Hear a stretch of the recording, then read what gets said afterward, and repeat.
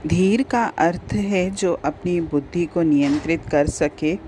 बुद्धि यानी अंतःकरण की निश्चयात्मक वृत्ति, यानी हमने जो निश्चय कर लिया उस पर चाहे कुछ भी हो चलना ही है मुझे।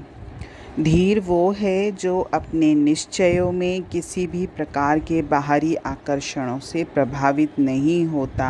यानी उसने एक बार जो निश्चय कर लिया तो अगर उसको कितने भी प्रलोभन मिले वो अपने निश्चय को नहीं छोड़ता। श्री कृष्ण ने तो उसे धीर कहा है जिसे सुख की इच्छा नहीं है और जिसे दुख व्यथित नहीं करते, यानी जिसको जो भी जीवन मिला है। धीर मनुष्य के बारे में बोला है कि अगर उसको जो भी जीवन मिला है प्रकृति की तरफ से वो उसी में संतुष्ट रहता है, उसके अंतर में किसी सुख की इच्छा नहीं होती, और अगर उसके जीवन में प्रतिकूल परिस्थिति होती भी है तो वो उसमें विचलित नहीं होता। ऋषि भर्तहरि कहते हैं कि धीर मनुष्य सत्य के मार्ग से कभी विचलित नहीं होता, भले ही उसे मृत्यु का ग्रास क्यों न बनना पड़े, वह निर्भीक होता है। यानी जो मनुष्य एक बार संकल्प ले लेता है कि मैं सत्य के मार्ग पर ही चलूँगा, चाहे मुझे मौत का ही सामना क्यों न करना पड़े, लेकिन मैं सत्य के राह को नहीं छोड़ूंगा, यानी उसमें निर्भीकता होती है, क्योंकि एक निर्भीक व्यक्ति ही सत्य के मार्ग पर चल सकता है। उसने ये मान लिया है कि सत्य ही श्रेष्ठ है और यही उसे करना है, मतलब सत्य के मार्ग पर ही उसे चलना है।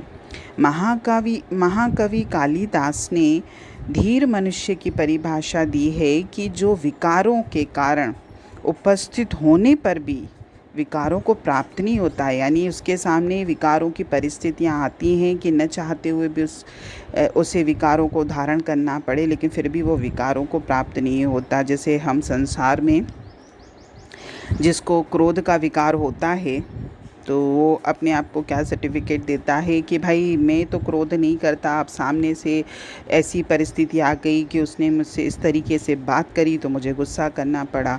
तो ये धीर मनुष्य की पहचान नहीं है।